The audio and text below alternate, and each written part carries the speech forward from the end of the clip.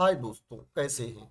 आशा करते हैं आप स्वस्थ होंगे, मस्त होंगे। दोस्तों, बीपीएससी हेड टीचर के रिजल्ट को लेकर के इम्पोर्टेंट अपडेट है। बिहार प्रधान शिक्षक जिसका एग्जाम बिहार लोक सेवा आयोग के द्वारा लिया गया था, बीपीएससी के द्वारा जिसका एग्जाम लिया गया था, और बीपीएससी हेड टीचर का रिजल्ट ऑलरेडी जारी किया जा चुका है 1 नवंबर 2024 को, जिसका रिजल्ट आ गया है। दोस्तों, रिजल्ट जारी होने के बाद, मेरिट लिस्ट तैयार होने के बाद जो कैंडिडेट हैं, अभ्यर्थी हैं, उनके मन में बार बार डाउट हो रहा है, उनको कंफ्यूजन हो रही है। इसको लेकर के वो आयोग को बार बार ईमेल कर रहे हैं, मेल कर रहे हैं। दोस्तों, क्या है, इस कंफ्यूजन को दूर करने के लिए, क्लियरिटी के लिए, दोस्तों क्या है, बिहार लोक सेवा आयोग ने, बीपीएससी ने 13 नवंबर 2024 को एक नोटिस जारी किया था, जिसमें qualifying marks and cut off marks के बारे में बताया था कि किसके बेसिस पर मेरिट तैयार की गई है, किसके बेसिस पर रिजल्ट जारी किया गया है।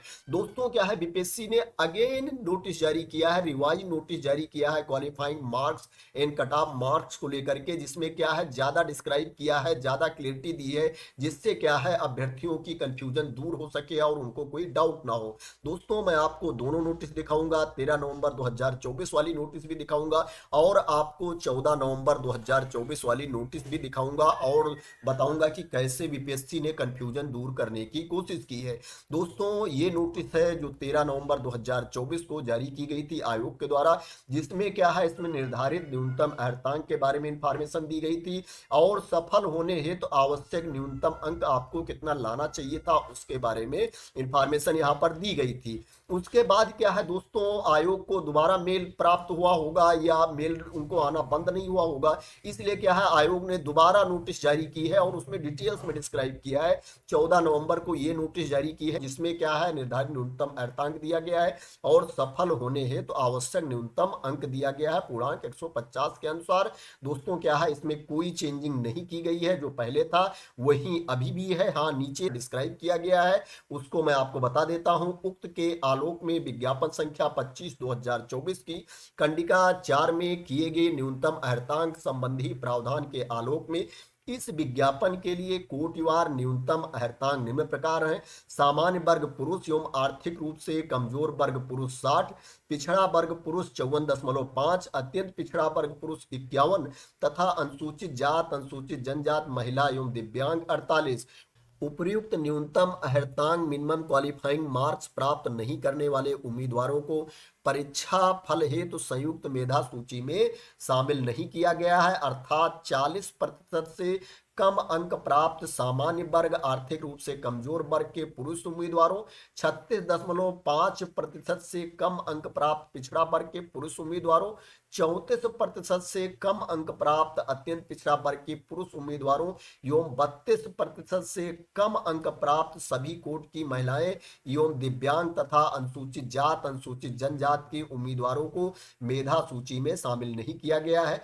आर्थिक रूप से कमजोर वर्ग के अंतर्गत न्यूनतम प्राप्तांक 60 तक वाले पुरुष उम्मीदवार दिव्यांग पुरुषों को छोड़ करके, दोस्तों क्या है, सबसे ज्यादा जो ईमेल कर रहे हैं वो ईडब्ल्यूएस कैटेगरी वाले ही कर रहे हैं, आर्थिक रूप से कमजोर वर्ग वाले ही ईमेल कर रहे हैं, इसलिए इनके बारे में यहाँ पर ज्यादा डिस्क्राइब किया गया है। आर्थिक रूप से कमजोर वर्ग के अंतर्गत न्यूनतम प्राप्तांक 60 तक वाले पुरुष उम्मीदवार दिव्यांग पुरुषों को छोड़कर ही संयुक्त मेधा सूची में शामिल एवं सफल घोषित है। इस कोट के 60 अंक से कम अंक प्राप्त करने वाले पुरुष उम्मीदवारों दिव्यांग पुरुषों को छोड़कर को संयुक्त मेधा सूची में शामिल नहीं किया गया है।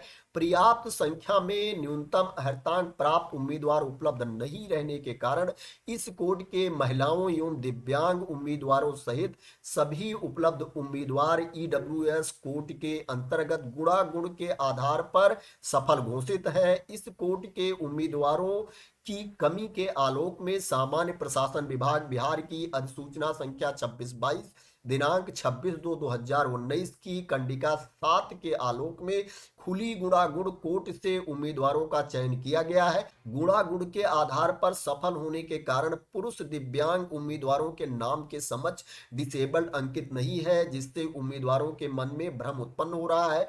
उल्लेखनीय है कि महिलाओं एवं दिव्यांग उम्मीदवारों के लिए न्यूनतम अर्हतांक 32% अर्थात 48 अंक है। इस कोट के अंतिम सफल पुरुष दिव्यांग एवं महिला के अंक क्रमशः 48-48 है, जो उक्त कोट के कट ऑफ है। इस संबंध में आयोग की वेबसाइट पर दिनांक 13/11/2024 को प्रकाशित आवश्यक सूचना को इस हद तक संशोधित किया जाता है। यहाँ पर साइन दिया गया है परीक्षा नियंत्रक का, बिहार लोक सेवा आयोग पटना का। दोस्तों इसमें यह बताया गया है कि आर्थिक रूप से कमजोर वर्ग के अभ्यर्थी ईडब्ल्यूएस कैटेगरी के कैंडिडेट जिनका क्या है न्यूनतम प्राप्तांक 60 है, 60 मार्क्स हैं, उनको क्या है संयुक्त मेधा सूची में शामिल और सफल घोषित किया गया है।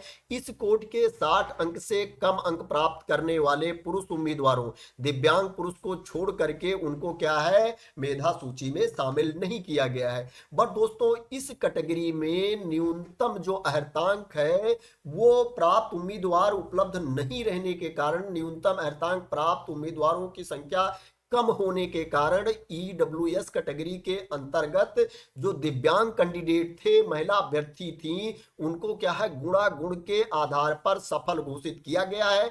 और जो लिस्ट जारी की गई है उसमें क्या है जो डिसेबल्ड कैटेगरी के कैंडिडेट हैं, दिव्यांग पुरुष अभ्यर्थी हैं, उनके नाम के आगे वहां पर डिसेबल्ड अंकित नहीं है। इसीलिए क्या है जो कैंडिडेट है उम्मीदवार हैं उनके मन में भ्रम उत्पन्न हो रहा है, कंफ्यूजन हो रही है। दोस्तों कंफ्यूजन होना स्वाभाविक है, क्योंकि क्या है किसी नाम के आगे अगर नहीं लिखा रहेगा कि ये डिसेबल कैटेगरी के कैंडिडेट हैं, दिव्यांग कैटेगरी के कैंडिडेट हैं, तो जो दूसरे अभ्यर्थी हैं वो वही सोचेंगे कि इनका नंबर कम था, इनका नाम आ गया और मेरा नंबर ज्यादा था, मेरा नाम नहीं आया, क्यों नहीं आया। इसीलिए कंफ्यूजन उत्पन्न हो रही है और बार बार ईमेल कर रहे हैं आयोग को। तो आयोग ने यही बताया है कि कुछ कैंडिडेट ऐसे हैं डिसेबल कैटेगरी के जिनके नाम के आगे क्या है वहां पर ये लिखा नहीं गया है कि ये दिव्यांग कैटेगरी के हैं, डिसेबल कैटेगरी के कैंडिडेट हैं। इसीलिए मन में भ्रम उत्पन्न हो रहा है दूसरे अभ्यर्थियों को। और ये कम नंबर वाले अभ्यर्थी इसलिए लिस्ट में शामिल किए गए हैं कि जो ईडब्ल्यूएस कैटेगरी के कैंडिडेट के लिए जो न्यूनतम अर्हतांक था वो उम्मीदवार कम थे, इसलिए क्या है गुणागुण के आधार पर इनको शामिल किया गया है। तो दोस्तों आशा करते हैं कि आपको क्लियरिटी मिल गई होगी, इसलिए कंफ्यूजन उत्पन्न हो रही है क्योंकि उनके नाम के आगे लिखा नहीं है ये डिसेबल कैटेगरी के कैंडिडेट हैं और दूसरे अभ्यर्थी परेशान है कि कम वाले का आ गया ज्यादा वाले का नहीं आया। तो इसी को यहां पर क्लियर किया गया है और यही कंफ्यूजन दूर करने की कोशिश की गई है आयोग के द्वारा।